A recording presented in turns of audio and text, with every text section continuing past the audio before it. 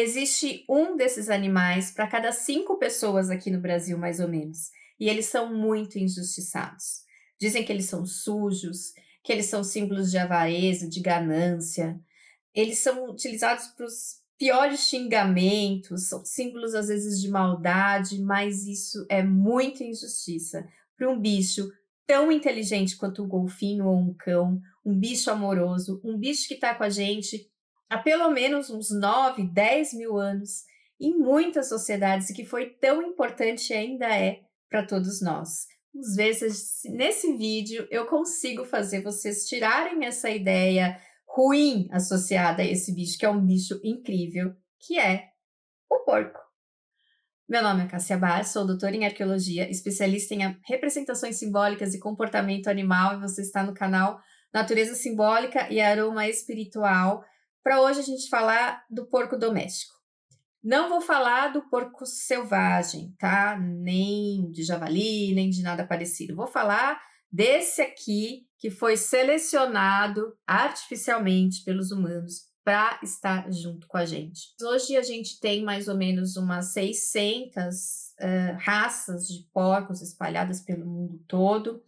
A maioria deles vai ter cerdas, né, espalhadas pelo corpo, mas tem também raças que eles são bem peludinhos, tem tudo quanto é tipo de raça. Eles são animais bem grandes, né, podem chegar aí, varia bastante, mas pode chegar aí a maioria de uns 100 e poucos aos 300 quilos. Agora tem raças que são gigantes, tem uma raça que chama Poland China, que teve um indivíduo que chegou a 1.100 quilos.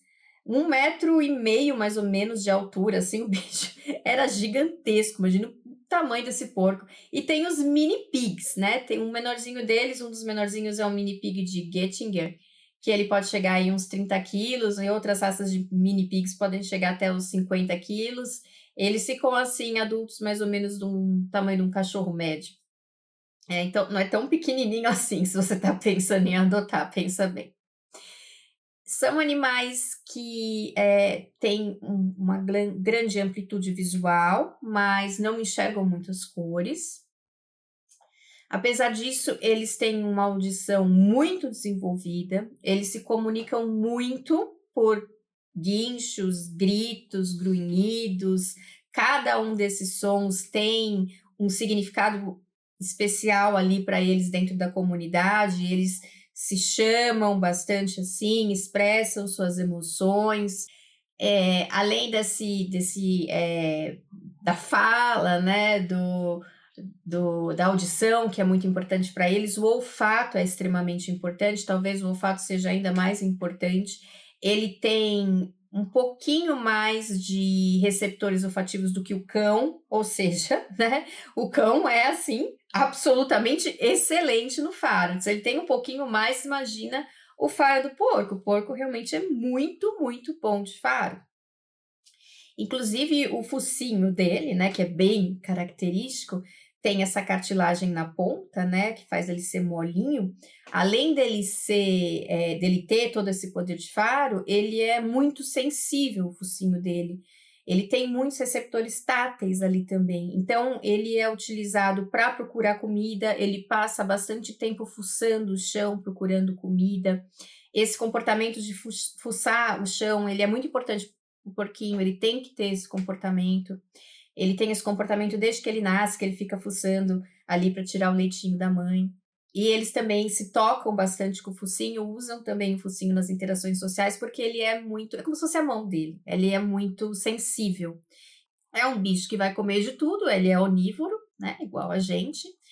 E essa capacidade dele comer de tudo e também dele ter uma boa relação com o ambiente, dele ser um bicho muito adaptável, ele se adapta em porco no mundo inteiro, né? Então dá para ver que a gente consegue criar porco em quase todo lugar, ele se adapta muito, muito bem, ele consegue manipular o ambiente dele, a gente já vai falar um pouquinho mais sobre isso.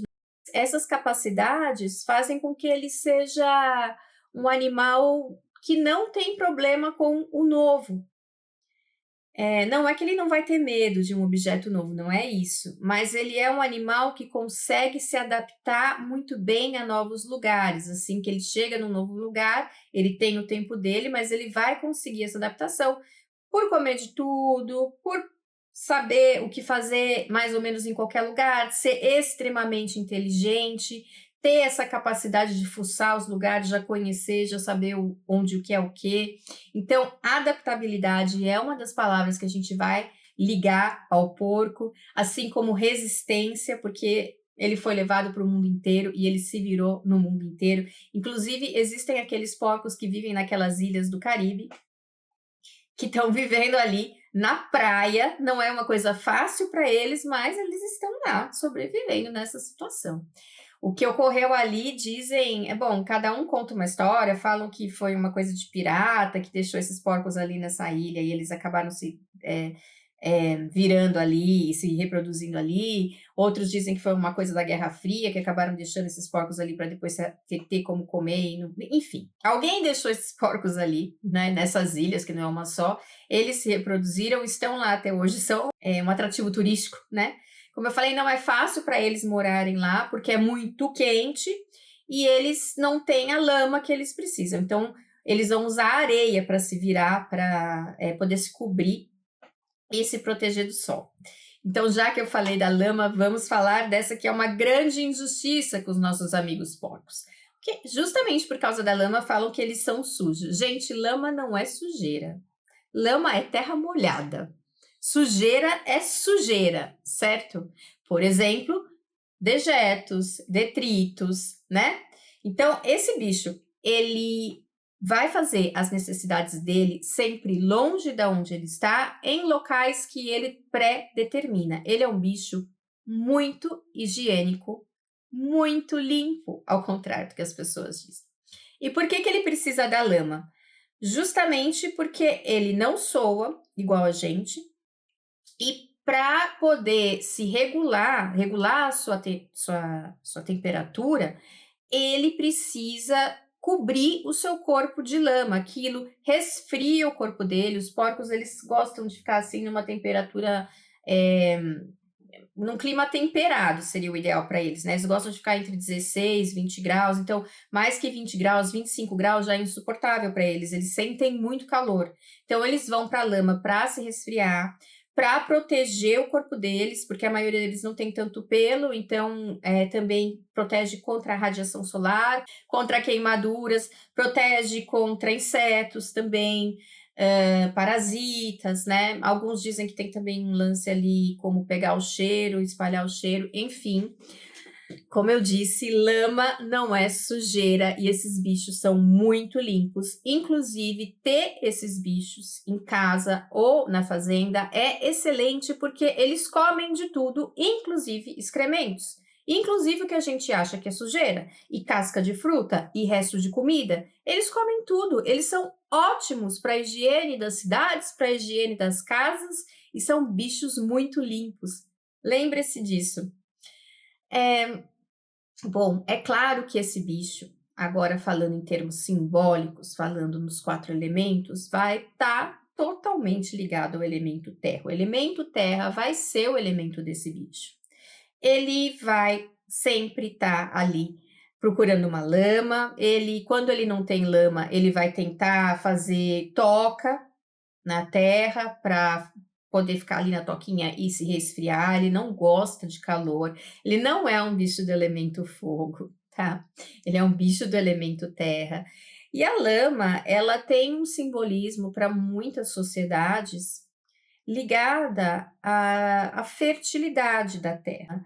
Ela é um símbolo da terra que está se tornando fértil, porque vai bater um sol ali, possivelmente aquela lama vai secar e aquela terra vai estar úmida ainda por baixo, vai manter aquela umidade e vai nascer vegetação ali. Então, as pessoas observando isso, elas ligam bastante a lama a essa questão fértil.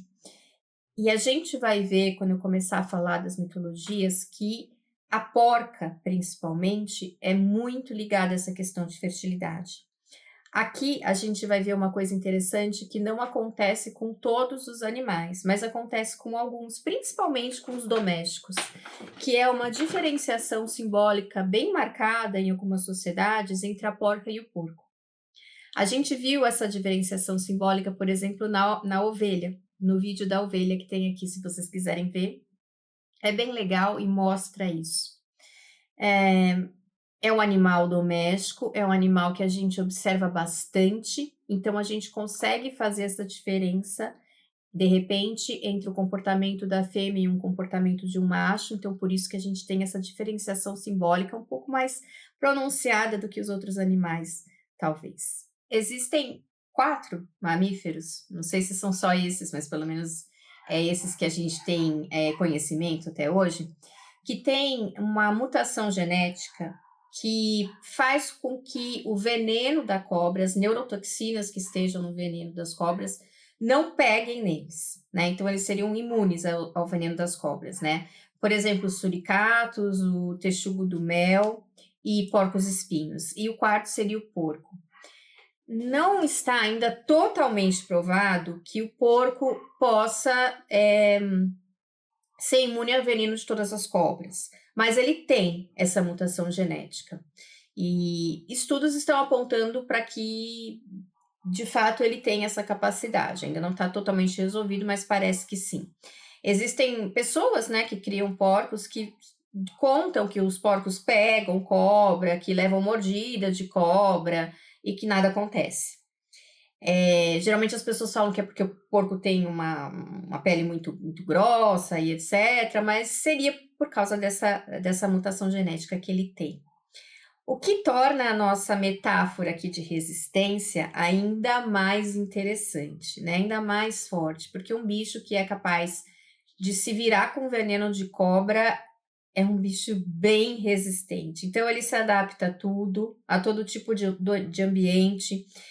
A temperatura que ele não aguenta, ele dá um jeito, ele vai para a lama, se não tem lama, ele cava uma toca, se não tem toca, ele se enfia na areia, ele se ajeita, se adapta, ele é resiliente, ele é resistente, enfim, come desde as melhores coisas até as piores coisas. Se ele tiver que comer excremento, ele come e ele vai viver muito bem. E organizando esse ambiente como ele quer, fazendo a toca onde ele quer, deixando um espaço para ele fazer as necessidades dele, colocando ordem ali onde vai ficar cada um, porque ele é uma sociedade super hierárquica e tal. Então, o bicho é, assim, extremamente inteligente e seria um exemplo muito bom para uma pessoa que precisa se adaptar a uma situação difícil. Então, uma pessoa que vai mudar de emprego, uma pessoa que vai mudar de país, que vai mudar de casa, de escola, qualquer coisa assim, o símbolo do porco ia ser um bom símbolo para essa pessoa. Além dessa associação simbólica com a terra, que nos lembra a nossa mãe, nos lembra aquela que vai nos dar sustento, riqueza, estabilidade, proteção. A porca é muito fértil. Ela não é um coelho, que a coelha ganha dela na fertilidade, porque a coelha ela fica pronta para ficar grávida muito rápido, apesar dela dar menos filhotinhos que uma porca, poder dar menos, né? Mas a porca tem uma gravidez também rápida, é uma gravidez de 3 meses, e ela pode dar muitos porquinhos, né? 8 porquinhos, 16 porquinhos, né? Vai dar menos vezes que a coelha, mas ainda assim é bastante fértil. Se você for comparar com outros animais de fazenda, domesticados, para que a gente tenha um sustento, né, desde muito tempo atrás na nossa história, como as ovelhas, as vacas, as cabras, enfim, o cavalo, a gente vai ver que esses animais têm poucos filhotes, né? Raramente uma vaca vai ter 2 bezerrinhos, né? Às vezes acontece, mas ela tem um bezerrinho. Então, e a porca, né? A porca já vai ter um monte de uma vez. E é um animal muito importante para uma fazenda, né? Para um sustento de uma pessoa ali. Sempre foi desde o início. Então, essa questão dela estar associada com a fertilidade é muito importante, é bastante relevante. A porca, ela vai ficar no cio mais ou menos de 20 em 20 dias, então é uma fertilidade bastante grande aí, ela vai ser estimulada pela presença do macho, tá? Então ela também tem essa sensibilidade. E assim que ela fica prenhe, ela, um dia antes de parir, ela vai construir uma toca. É bastante impressionante ver a porca construindo a toca, é muito bonito. Ela pode utilizar galhos, fenos, qualquer material que ela achar que é legal ali, grama, até terra fofa, ela vai criar a toca, o ninhozinho, vai entrar dentro desse ninhozinho, né? Você nem vê aquele bicho enorme ali embaixo e vai dar a luz ali aos filhotinhos. E quando os bichinhos nascem, eles são muito competitivos desde que eles nascem, eles já vão começar ali a ver quem que manda em quem na questão do leitinho, né? Que para eles vão competir ali, porque eles são muitos geralmente, né? A gente já vai ver ali quem que é quem. E a sociedade dos porcos, a gente tem a sociedade dos porcos selvagens, eles, claro, herdaram muito disso, né? Tem muito desse comportamento que a gente vê ali ainda, mas é o que eu falei, depende do tipo da criação. Se é uma criação consciente, que deixa os animais soltos, expressando seu comportamento, a gente vai ver mais esse comportamento mais natural deles. Se eles estão, infelizmente, em ambientes mais confinados, a gente não vai ver eles tendo o comportamento que eles precisam ter. Mas, a rigor, eles formariam sociedades, grupos ali de mais ou menos, sei lá, uns 6 indivíduos, um pouquinho mais, um pouquinho menos. Seria uma estrutura matriarcal, então a gente tem a porca, outras fêmeas, os filhotinhos, né? Os machos, quando eles crescem, eles saem dessa sociedade, enfim, vão procurar a sua ali. O macho pode ter, dependendo de onde. É que é difícil a gente falar de porcos domésticos por causa disso, né? Nem sempre a gente vê eles fazendo isso, mas a rigor seriam entidades matriarcais, né? Então a gente vai ter aí essa força do feminino, mais uma vez muito marcada, essa força da fertilidade, mais uma vez muito marcada aí simbolicamente nessa imagem. E a gente vai ter um macho que sai do grupo e busca o seu grupo, né, ali fazer o seu harém, vamos dizer assim, e ele vai estar mostrando, então, esse ímpeto de ir, essa coisa mais agressiva, essa coisa mais de buscar novos territórios, né? Buscar uma nova família. E como eu disse, isso vai aparecer nas simbologias, a gente vai ver essa diferenciação. A gente vai ver algo muito interessante nas mitologias, que eu vou contar para vocês daqui a pouco, que é a porca ser mais ligada a essa questão do animal doméstico, e o porco ser mais ligado ao porco selvagem, ao animal que é caçado, ao animal que está fora do grupo. É algo interessante, a gente já vai tentar entender isso aqui um pouquinho mais para frente. Bem, como eu disse, esses animais são extremamente inteligentes. Você pode utilizar, sim, o porco como símbolo de inteligência tranquilamente. Existem muitos estudos sobre a inteligência dos porcos na área de comportamento animal. Então, já foram feitos estudos que viram que ele tem uma excelente memória, uma excelente capacidade de aprendizagem, de resolução de problemas, de autoconsciência. Ele passa no teste do espelho, que não é um teste que todos os animais passam, ou seja, ele se reconhece no espelho, ele tem noção de que ele é ele, de que os outros indivíduos são outros indivíduos, ele tem personalidades diferentes, assim como os cães também têm. Ele demonstra uma série de emoções. Ele, inclusive, assim como os golfinhos, é capaz de ter uma linguagem simbólica. Então, já foram feitos vários testes com golfinhos e com porcos que demonstram que eles entendem o significado de um símbolo, né? Ou seja, a semântica, e entendem a sequência, o significado de uma sequência de símbolos. Eles conseguem, então, vamos dizer assim, formar frases simbólicas. E não só entender um monte de símbolo que a gente está mostrando para eles e entender qual que é o sentido dessa frase simbólica para fazer o que a gente está pedindo para eles, mas eles conseguem formar essas frases com esses símbolos que a gente está ensinando para eles. Então, assim, são muito inteligentes mesmo. Gostam muito de música, já tem vários aí estudos com música, dizendo que eles são muito sensíveis à música. Gostam muito de brincar, animais que brincam bastante denotam muita inteligência. Brincar assim como para nós humanos, uma preparação para a vida, né? E mostra que o cérebro está ali trabalhando, tentando entender as coisas, tem diversos tipos de relação social entre eles, reconhece as nossas expressões faciais, assim como os cães também o conhecem, então são inteligentes demais. Falando sobre a domesticação, a gente sabe que os porcos que nós temos hoje em casa são descendentes do javali selvagem que habitou e habita, né, ainda a Europa e a Ásia. E as domesticações elas ocorreram em locais diferentes do mundo. As mais antigas ocorreram na China entre 9.000 e 10.500 anos e na região da Anatólia, mais ou menos na mesma época. Mas a gente tem domesticação independentemente ocorrendo na Índia, por exemplo, também há uns 6.000 anos atrás. E esses povos ali da Anatólia, quando eles começaram a se espalhar pela Europa, eles foram levando os animais e aí, na Europa, os porcos domesticados chegaram a mais ou menos uns 8.500 anos. Também foram se espalhando ali por outras regiões do planeta, né? Aqui nas Américas, eles chegaram mesmo só com os europeus no século XVI. Então, nós ficamos bastante tempo sem os porquinhos domésticos, né? Enfim. Só que tem uma questão. É um pouco difícil para a arqueologia determinar no momento exato dessa domesticação, e às vezes é difícil de compreender, porque lá no começo dessa domesticação, esses animais eles não ficavam tão presos assim, eles tinham contato com esses animais selvagens, então houve bastante hibridização, vamos dizer assim, né? Bastante troca ali de genes ainda por bastante tempo com esses animais selvagens. Os porcos, eles se aproximaram de nós, a gente acredita, assim como os cachorros se aproximaram de nós, porque eles viram vantagem nisso. Então, foi bastante diferente de uma domesticação de uma vaca, de uma ovelha, de uma cabra, que a gente que foi atrás, não.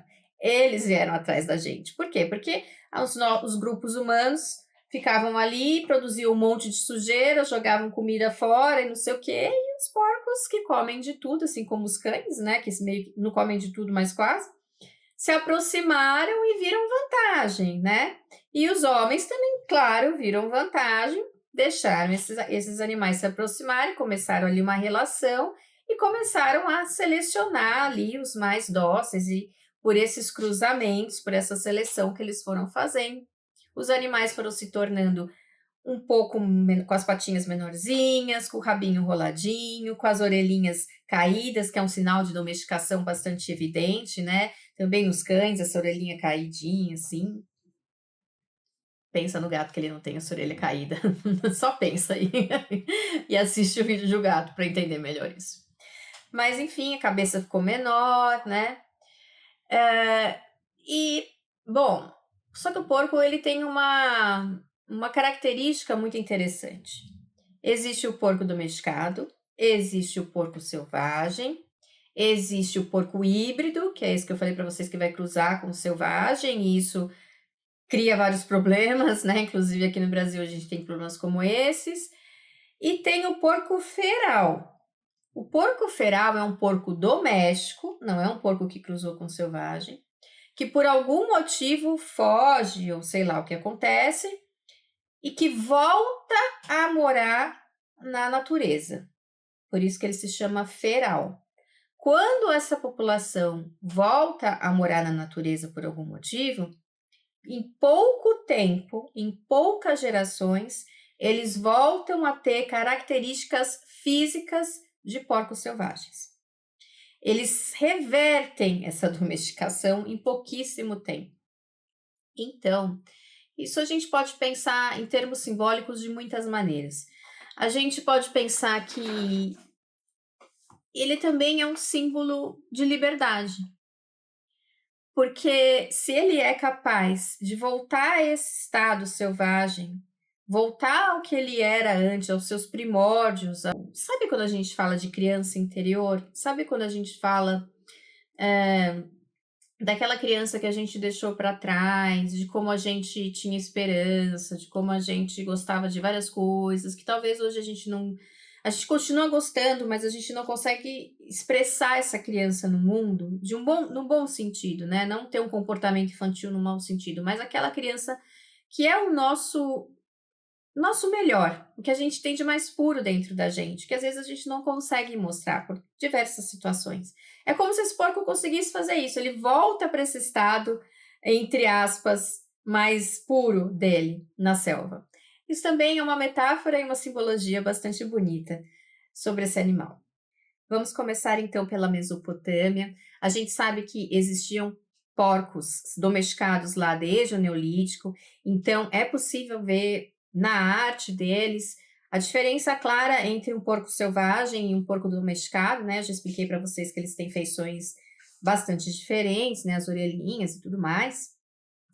E a gente vai ver na Mesopotâmia, assim como em muitas sociedades, uma visão bem par de opostos do porco. Então a gente vai ver tanto visões bem negativas como visões bem positivas, e essas visões bem positivas, elas vão estar quase sempre ligadas à porca fêmea. Bom, as visões negativas são ligadas à questão da sujeira, né? Como eu já disse para vocês, lama não é sujeira, mas a gente vê a lama como sujeira, né? Porque a gente não quer o bicho entrando na nossa casa trazendo lama para tudo quanto é lado, pulando na nossa roupa com lama. Mas tem a sujeira mesmo, né? Que seriam, por exemplo, excrementos e coisas assim, restos de comida, que ele come. E acredita-se que, inclusive, essa questão dele comer seja mais forte do que a questão da lama, em termos da gente entender que ele é um animal sujo. E a questão de várias religiões depois terem tabus alimentares em relação ao porco, acredita-se que começou a se formar, talvez aí na Mesopotâmia, essa questão que eles já viam esse problema, vamos dizer assim, dele comer sujeira, dele ser um animal, então, sujo, impuro. E por ele ser um animal impuro, ele era, por exemplo, utilizado em vários rituais como bode expiatório, assim como o próprio bode. Aí, aliás, o nome vem daí. Já tem um vídeo do bode, da cabra, é um vídeo muito legal, se vocês quiserem assistir, tá na playlist Animais de Poder. E lá eu explico, mas não é só o bode, né, que passava por isso, mas também o porco. Então, por exemplo, você fazia algum ritual para espantar algum demônio ou jogar alguma doença ou no bode ou no porco e tirar essa doença ou esse demônio da pessoa. Tem um ritual que fala que se a criança estivesse doente, você fazia um porquinho de barro, de argila, e casava esse porquinho com um porquinho real, e por meio dessa aliança de casamento, a doença da criança ia passar para o porco. Então a criança ia ficar, né? Ia ficar bem. Então tem essa questão, a gente vai ver várias questões de tabus alimentares aí também por causa disso. Em algumas, né, são várias sociedades da Mesopotâmia, a gente vai ver em vários locais. Mas como eu falei, aliás, tem também uma questão interessante, ligada ao feminino, mas não de forma positiva, que é a da demônia Lamatsu, que é uma entidade que, ao contrário da visão positiva das porcas, ela atacava as mulheres grávidas, ela atrapalhava as mulheres no parto, e ela às vezes é mostrada dando de mamar para um porquinho. Então, a porca também podia ter essa ideia de, tipo, trabalhar no lado errado da força, né? E também porcos poderiam ser utilizados tanto para jogar a doença, jogar o demônio, como para levar a doença ou levar o demônio em algum ritual de magia para alguém que você quisesse, né? Tem essas coisas na Mesopotâmia. Mas, como eu falei, do lado positivo, a gente vai ver, então, toda essa questão de uma fertilidade muito grande, que a gente tem que lembrar que a porca dá muitos porquinhos. A porca é muito fértil, né? Então, isso não passou despercebido. Um rei chamado Senaqueribe, um rei assírio, ele promoveu uma revitalização de uma área pantanosa, né? Ele criou ali muitos jardins, ele plantou novas plantas, ele revitalizou tudo, tornou aquele lugar que estava bem mais ou menos fértil novamente. E assim vieram os animais. E as representações desse jardim que ele fez, né? Tem muitas porcas com porquinhos nesse lugar, justamente para simbolizar essa questão da fertilidade. A porca é um símbolo da fertilidade. Então, o que Senaqueribe queria dizer é que ele estava trazendo a fertilidade de volta para as pessoas no reino dele, e a presença dessa porca era uma marca de que ele estava fazendo isso. Os hititas, que são um povo que se desenvolveu na região da Anatólia, ali na Turquia, no Líbano, na Síria, entre os séculos 12 e 13 antes da Era Comum, eles também vão criar porcos. Isso que você ouviu agora é minha cachorra rosnando para o outro, não é um porco. Vão criar porcos, mas vão ter uma série de tabus alimentares ali, justamente porque vai aparecer entre eles essa mesma situação do porco ser ligado a algo impuro, porque ele come dejetos, porque ele é um animal que fica na lama, mas ao mesmo tempo a gente vai ter também essa história da porca ser exaltada, de ser ligada a várias divindades femininas. Então, mais uma vez, essa ideia dupla do porco sendo ou muito ruim ou muito bom. A gente vai ter uma restrição, né, alimentar do porco para algumas pessoas em algumas situações. A gente vai ter que porcos muitas vezes não podem entrar em templos, né, porque são considerados animais impuros. Tem vários textos falando que se você tocou num porco, você tem que fazer toda uma purificação se você quiser entrar num templo, enfim, essas coisas todas. Mas é claro que os porcos eram criados pelas pessoas, e claro que as pessoas se alimentavam dos porcos, principalmente as pessoas mais pobres, porque ele é realmente uma fonte importante, né, nessas situações. Ele era um animal importante ali, que tinha um preço às vezes até maior do que os outros animais. A gente sabe isso por vários registros que a gente tem dos hititas, né, que as pessoas também criavam esses porcos, às vezes nas cidades mesmo, né, porque é um animal fácil de você criar, vamos dizer assim, no seu quintal, porque ele come qualquer coisa.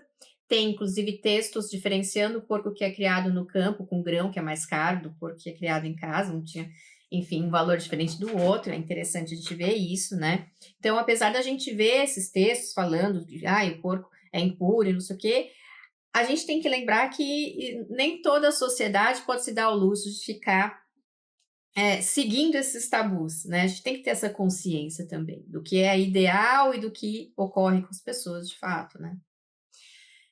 A gente também vai ter uma série de rituais ligados ao porco e uma série de usos para esse porco, né? Então, o porco era, claro, utilizado para alimentação, e também a sua gordura era utilizada para uma série de medicamentos e perfumes. Fazer perfume com a gordura do porco é algo que também era muito comum no Egito e que deu depois origem ao processo de enfleirage, que é um processo que a gente vai ver acontecendo lá no século XIX na França. Para quem já viu aquele filme O Perfume, mostra bastante esse processo, que é justamente o processo de extração do perfume das flores pela banha do porco ou pela banha da vaca, né? Hoje a gente faz com óleo de coco sem cheiro e outras manteigas vegetais, e você vai aprender isso no meu curso de enfleiragem caseira. Justamente nesse curso eu vou ensinar para vocês essa técnica milenar de extrair o perfume das flores. Parece uma coisa simples, na verdade ela é, mas ela tem várias dicas e assim, coisinhas que você tem que fazer que não estão sendo explicadas nos vídeos da internet por aí, para que você não perca a sua produção e para que você realmente tire um perfume daquilo. E nesse curso eu vou ensinar isso para vocês. Também vou aproveitar para apresentar para vocês o curso de óleos vegetais para a pele, que é uma maneira de você cuidar da sua pele com óleos naturais, também um conhecimento milenar muito interessante. Cada óleo serve para uma coisa. Você vai aprender que óleo que você pode passar no rosto, de acordo com o seu tipo de pele ou não, para que serve cada óleo, para que serve jojoba, para que serve óleo de morango, para que serve óleo de calêndula, como é que faz óleo de calêndula, enfim. Tudo isso você vai aprender nesse curso, e vou apresentar para vocês também a jornada dos animais de poder. Esse já é bastante diferente, não é uma coisa assim voltada para a prática, é uma coisa voltada para o conhecimento interior, para o autoconhecimento, para você resolver uma questão da sua vida. Então, nessa jornada, você vai aprender meditações, vai aprender também como usar aromaterapia, vai aprender vários passos para você resolver uma questão de acordo com a jornada do herói, vai ter aulas exclusivas sobre como fazer isso, aulas bem específicas sobre como usar essas energias desses animais. É um curso muito bonito. Para acessar esses cursos, é só clicar no link aqui na descrição desse vídeo. E vou pedir para vocês, por favor, comentarem, é muito importante comentar no vídeo, dar o seu like, compartilhar esse vídeo e tornar-se membro desse canal por apenas R$ 5 por mês. Você já ajuda fazendo essa contribuição para que esse canal continue vivo. Bom, agora que vocês já sabem onde aprender a fazer seu perfume e da onde vem essa história e como isso tem a ver com o porco, tá vendo como o porco é limpinho? Até com perfume ele tem a ver. Mas continuando. O sacrifício do porco entre os hititas, ele não era feito para todas as entidades, porque como eu falei para vocês, tinha essa série de tabus, ele era considerado impuro, mas ele era feito para diversas entidades femininas, principalmente aquelas ligadas ao parto, à maternidade, a questão da avó, a questão do destino, né, do destino que uma criança que nasce vai ter. Então, toda essa questão de fertilidade, veja como é interessante. Então, aí a gente vai ver essa figura da porca. A gente vai ver várias sacerdotisas fazendo esse sacrifício, se alimentando dessa porca, ou seja, era uma situação que essas sacerdotisas podiam comer essa carne em um contexto sagrado. A gente vai ver, principalmente para a deusa Hana, que é uma deusa ligada a essa questão da avó, da fertilidade, da proteção, enfim, as Gulses, que eram deusas ligadas ao destino, e outras, esse sacrifício. A gente vai ver a rainha fazendo esse sacrifício muitas vezes, que é essa questão do poder feminino. E a gente vai ver em algumas situações também o porco sendo dado a sacrifício a divindades masculinas, mas são divindades masculinas que são ligadas à terra e à fertilidade da terra. Então, sempre é essa questão da terra e da fertilidade. A gente vai ver bem marcado isso entre os hititas. Entre os egípcios, a gente vai ver diversos também escritos, registros de que eles criavam sim porcos, de que porcos eram muito importantes como fontes de alimentação para desde os faraós até as pessoas mais simples. Existe uma má interpretação de que os egípcios achavam que o porco era sujo e que eles não comiam porco por causa disso, por causa de um texto de Heródoto, né, que era um historiador, visitou o Egito e escreveu que ele viu que os egípcios não consumiam os porcos, porque eles achavam os porcos impuros, mas, na verdade, isso foi bem posterior, que o Heródoto visitou o Egito, né? O Egito tem aí uns 3.000 anos de história ou mais, né? Então, o Heródoto, ele foi visitar o Egito só no século V antes da Era Comum, então já tinha, assim, é uma época muito tardia, e, assim, acredita-se que talvez ele já tenha visto ali algo que foi uma influência semita, que tinha, assim, esse tabu com os porcos na região, e por isso ele acabou escrevendo isso. Mas, na realidade, não tem nada na história do Egito que vai falar que eles tinham essa visão negativa do porco, tá? Ou que eles não comiam. Os tabus alimentares no Egito, eles são ligados a divindades específicas. Então, se você está adorando uma divindade, talvez exista um tabu alimentar em relação àquela divindade, naquele templo, naquele tempo, tá? Não é uma coisa que todo mundo fazia o tempo todo, toda hora. Então, se havia algum tabu alimentar com porco, muito provavelmente era nesse sentido bem específico, e assim como havia com outros animais ali também. Assim como na Mesopotâmia e também entre os hititas, a porca no Egito tinha toda essa questão da fertilidade. O próprio Heródoto, que falou que o porco era considerado impuro, também falou que a porca era dada em sacrifício à deusa Ísis, por exemplo. Você não vai dar uma coisa impura em sacrifício à deusa Ísis, certo? Então, é tudo uma questão de para onde que era o tabu, para quem que era o tabu, não é uma questão generalizada, né? Mesmo nessa época do Heródoto. A gente vai ver também que a deusa Nut, que é a deusa da noite, era muitas vezes associada à porca, porque assim como a porca tem muitos porquinhos, a porca é muito fértil, a deusa Nut dava luz a muitas estrelas toda noite, então ela é muito fértil também. Por isso ela é associada à porca. A gente também vai ver que o deus Min é um deus que teria nascido de uma grande porca branca, então ela é mãe de um deus, uma porca como mãe de um deus, né? Essa questão da porca era importante, ela era dada como amuleto, né? Principalmente no Ano Novo, simbolizando essa fertilidade. Às vezes ela era colocada junto com os mortos também, para ele renascer na outra vida. Enfim, porca com porquinhos, a imagem da porca com porquinhos era uma imagem bastante usada para fertilidade. Mas, assim como nos outros lugares, também tinha essa questão negativa ligada ao porco, porque o deus Sete, que é um deus que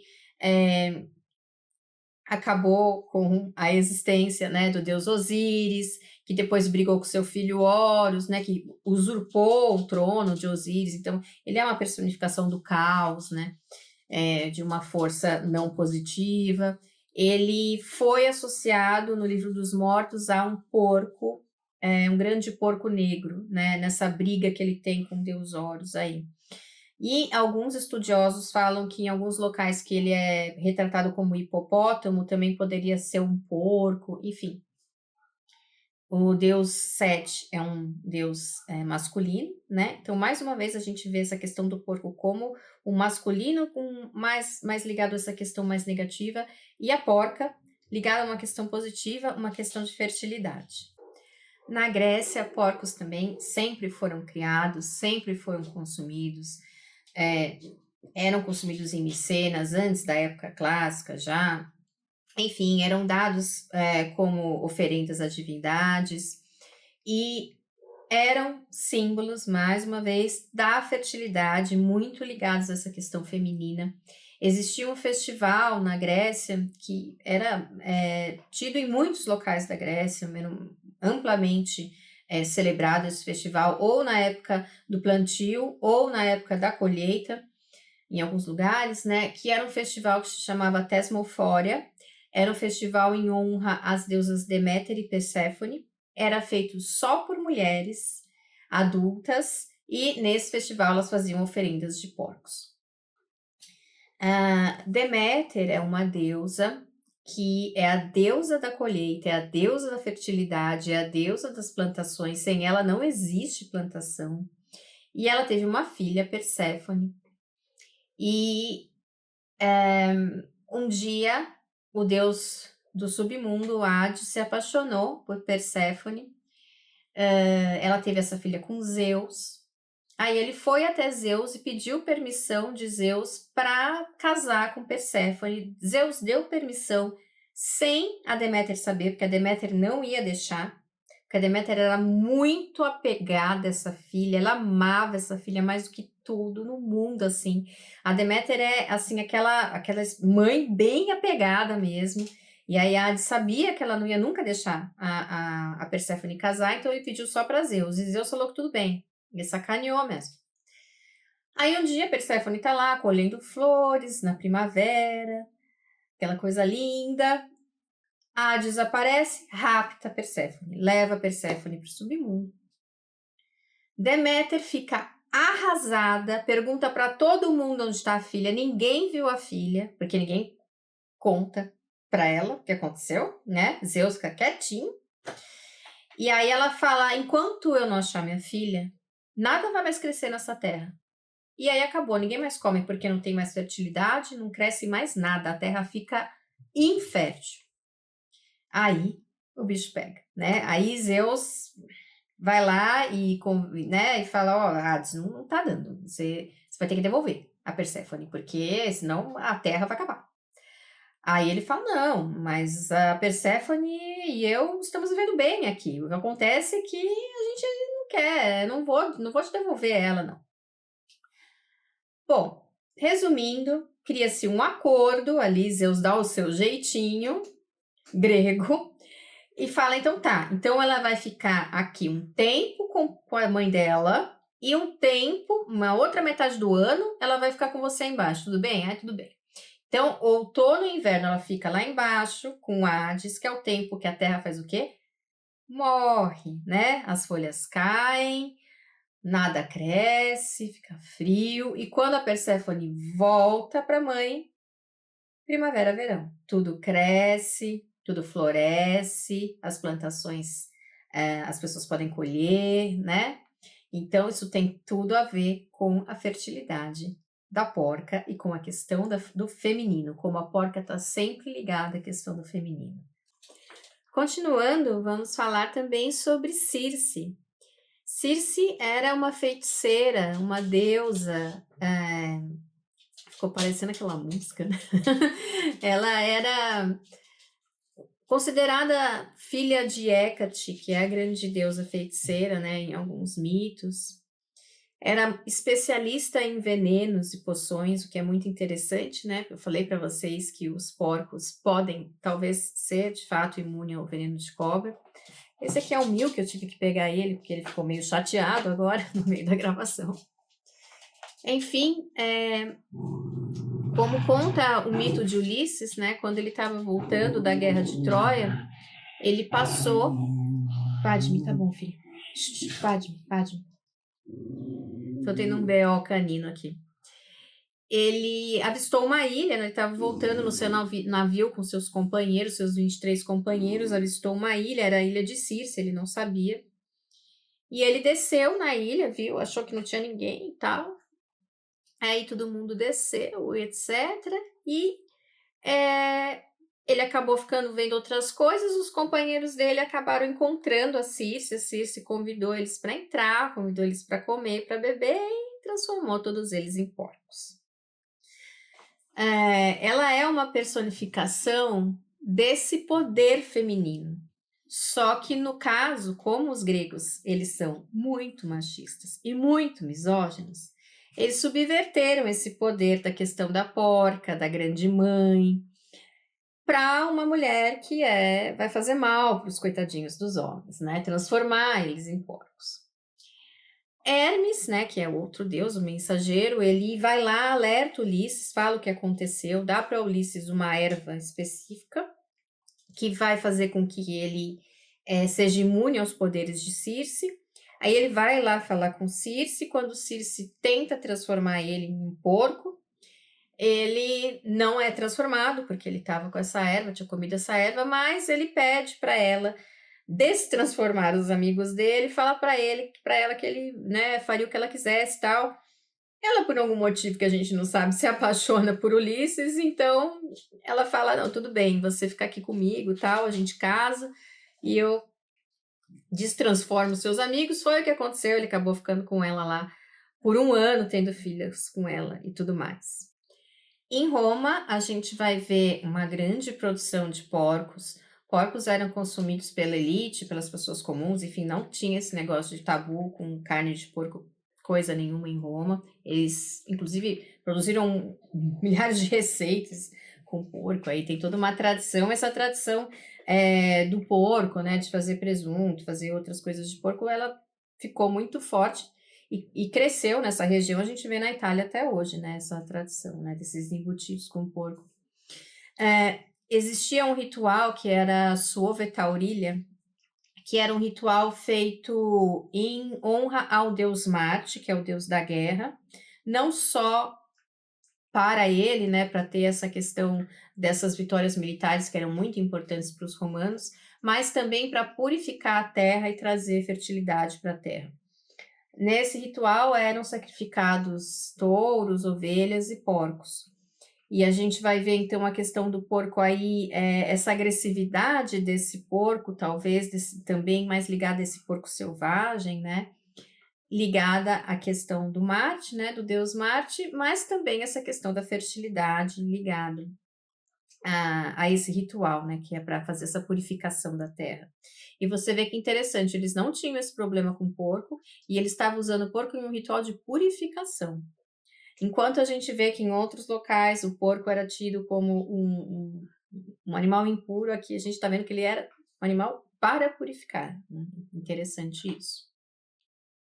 A gente também vai ter que porcos eram sacrificados para, abençoar casamentos, abençoar nascimentos, toda essa questão da fertilidade, como a gente já sabe, e também para abençoar tratados, como se um tratado entre 2 pessoas,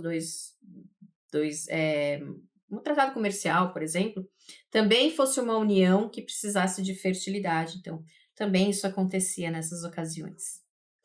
Bem, nós vamos ver a questão do tabu alimentar, obviamente, com os judeus, né, os povos semitas, também com os muçulmanos mais tarde, e com alguns cristãos, principalmente no início do cristianismo, né. A gente vai ver a proibição da carne de porco aparecendo no Antigo Testamento, em um texto que se chama Levíticos, né, que é um dos livros que compõem o Antigo Testamento. Então, em Levíticos 11, 4, 47, estão definidas as regras alimentares para os israelitas, especificando quais animais são limpos, são puros e quais são impuros. E os impuros não poderiam ser consumidos, né? Então, os que não poderiam ser consumidos são aqueles que se arrastam no chão, que só ruminam ou têm casco fendido, que é o caso do porco, e aves específicas. E a finalidade dessas leis seria a santificação e a distinção de outros povos. Isso é muito importante porque a gente sabe de todos os conflitos que, né, houveram entre os romanos e os povos semitas, e essa questão dos romanos comerem porco e dos semitas já terem lá toda uma questão com o porco, que talvez tenha vindo ali da Mesopotâmia já, dos hititas, aquela questão do porco ser um animal impuro e tudo mais, não poder em tal templo, não poder em tal situação, não sei o quê. Tornou-se, alguns estudiosos falam que essa questão tornou-se muito importante para os judeus, principalmente, como uma questão identitária de se diferenciar dos romanos. Romanos comem porco, nós não comemos porco. Isso foi mais tarde também adotado pelos muçulmanos e está escrito nas regras deles, né, nos súrias deles, que está proibido consumir a carne e o sangue do porco. Na China, que foi um dos berços da domesticação dos porcos, é claro, né, que para eles vão ter uma visão muito positiva sobre esse animal, porque ele foi muito importante para a alimentação desses povos há muito tempo. Minha cachorra não concorda, vocês estão ouvindo ela rosnar? Eles ficam aqui no meu pé, aí um quer deitar na caminha do outro, por isso que isso acontece. Mas enfim, continuando. Os porcos na China, de modo geral, são símbolos de fertilidade, de abundância, de alegria. O porco é um dos signos chineses, né? O signo do porco. Existe uma sociedade que habitava a China, que é a sociedade Hongskan. Ela habitou a China mais ou menos de 4.700 a 2.900 a.C. E ela tinha representações de porcos, entre elas uma representação que é tipo um dragão porco, né? E acreditam que esse símbolo evoluiu dessa sociedade Hongskan até ter se desenvolvido totalmente na figura do dragão chinês. Olha só que interessante, o porco está até nessa figura emblemática do dragão chinês. Aliás, quer saber mais sobre o dragão, qualquer tipo de dragão? Assiste o vídeo sobre o dragão que já tem aqui na playlist Animais Fantásticos. A gente vai ver em várias épocas da história da China, que também é uma história milenar, né? Que as pessoas criavam porcos nas suas casas, que porcos eram dados em sacrifício em momentos especiais. Existem várias histórias folclóricas sobre como o porco é importante. Existe um símbolo ideográfico chinês que é com o porco, que significa a própria casa, então realmente é muito importante. Mas, como tudo tem dois lados, o porco também era visto de uma forma negativa na China, em sinal, assim, significando preguiça, indulgência, sabe, avareza, gula. Porque realmente o porco, né, se ele tá lá bem cuidadão, ele fica jogadão e comendo e jogado ali, né, dormindo e comendo o tempo todo. Pode acontecer isso e as pessoas podem, né, identificar isso de uma forma negativa. Tanto que existem algumas histórias para a questão do horóscopo chinês, né? Uma das mais conhecidas é a corrida, né? Que é feita de todos os animais. Então, o imperador de Jade, ele chama vários animais, fala que ele vai fazer, né? O horóscopo chinês. e propõe uma corrida com esses animais e os primeiros que chegarem vão compor esse horóscopo chinês, né? E o porco é o último que chega. E aí ele pergunta pro porco por que ele demorou tanto, e o porco diz que ele ficou cansado, ele ficou com fome, e ele parou no meio para descansar e para comer, enfim, denotando essa coisa de que, né, ele é preguiçoso. Tem também uma outra história de que nasce uma criança, né, e os pais falam para ele, olha, você é abençoado, você vai poder fazer tudo o que você quiser na sua vida, você realmente tem uma luz muito grande, e ele interpreta isso como, então eu não vou fazer nada da minha vida, porque eu tenho muita sorte, eu sempre vou ter sorte, eu sou abençoado, e não faz nada. E aí, claro que se ele não faz nada, ele não tem nada na vida, né? E ele vai contar a história dele para o Imperador de Jade, e o Imperador de Jade resolve transformar ele num porco, justamente por causa disso, e acaba colocando ele como um dos horóscopos chineses. Na Idade Média, as pessoas criavam porcos, né? Como a maioria das pessoas ali, né, na Europa medieval era cristão, estava sendo cristianizado, eles não tinham esse tabu com o porco. Então, muitas vezes, o porco era a única carne que muitas pessoas tinham para comer. É um animal muito fácil de criar, como a gente viu, né? E por ter essa ligação da carne, né, da maioria das pessoas, que a maioria das pessoas era pobre, né, que podia vir do porco, ele era muito ligado a essa questão da carne em si. Por isso ele era celebrado nos carnavais, que são as festas da carne. E por isso também ele acabou sendo ligado à gula, à luxúria, ao prazer, né? A gente já sabe que tem toda uma mentalidade católica ali que gosta de demonizar animais. E existe uma passagem na Bíblia que Jesus manda uns demônios para os porcos, né? Isso também foi um problema para o porco, né? Para a imagem do porco do mundo cristão, não foi muito legal. E ele é tão ligado à fertilidade, né? A porca dá tantos porquinhos, que no século XVII, um cidadão que se chama Sébastien Lapestre, que viveu na França, calculou que em 10 anos um porco poderia produzir 6 milhões de descendentes, segundo o cálculo dele aqui, e decidiu que não havia modelo melhor para ensinar uma criança a juntar dinheiro e criou o quê? O cofre de porquinho. Agora, eu não sei como que o Sebastiano criou um cofre de coelhinho, porque como eu falei para vocês, tá, o porco ele pode ter até mais porquinhos, geralmente, do que uma coelha consegue ter coelhinho, mas a coelha teve coelhinho, já fica grávida, teve coelhinho, já fica grávida, ela não para. Com certeza ela tem muito mais descendentes ao longo dos anos do que o porco. Então, o cofre de porquinho devia ser um cofre de coelhinho. Mas ele não tá tão errado assim, porque afinal de contas a porca tem essa questão da fertilidade muito grande, né? Aliás, assistam o vídeo do coelho, tá aqui na playlist, é bem legal. No século XIX, a gente vai ter a retirada dos porcos das cidades, tentativa, né, porque eles ainda eram muito comuns, por exemplo, em Londres, eles eram bastante comuns, uma tentativa de colocar esses porcos no campo, né, tirar das cidades. Tem toda aquela questão da higienização das cidades, né, que é muito importante no século XIX, né, também ocorreu aqui no Brasil bastante. E a gente tem também uma prática, né, que se tornou muito comum no século XIX, mas que muito provavelmente é muito mais antiga, que é a prática dos porcos serem levados para caçar trufas. Aliás, as porcas. Então, as trufas, que são aqueles fungos caríssimos, absurdamente caros, né, que vendem lá na Europa, eles são caçados por porcas. Por que só porcas? Porque eles têm um cheiro, um odor, essas trufas, que é semelhante ao odor dos machos. Existem registros que falam da caça às trufas desde o Império Romano, como eu falei para vocês, mas ele se torna realmente mais, assim, vamos dizer, pelo menos mais conhecido por nós como uma prática no século XIX, parece, né? No século XX, a gente vai ter A Revolução dos Bichos, que é um livro escrito por George Orwell, muito importante.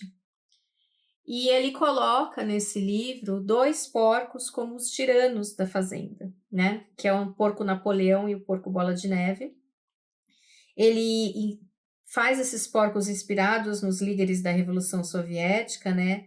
Esse livro ele é um livro muito denso, ele é um livro que explica muitas coisas, não é um livro para criança, apesar desse nome, né? Explica muitas coisas sobre relações de poder, de tirania, de revolução. E ele coloca justamente os porcos como tiranos, né. Tem aí essa ideia dessa agressividade dos porcos masculinos, né, que são 2 porcos masculinos, né. Mas tem também uma coisa interessante para quem já viu em uma fazenda porcos serem criados soltos junto com ovelha, com cabra, com galinha, com peru. A hora que o porco levanta, todos os bichos fazem assim. Eu já vi isso, vai acontecer várias vezes. Os porcos eles mandam mesmo. Então foi uma boa escolha aqui de uma tirania aqui para os porcos, né?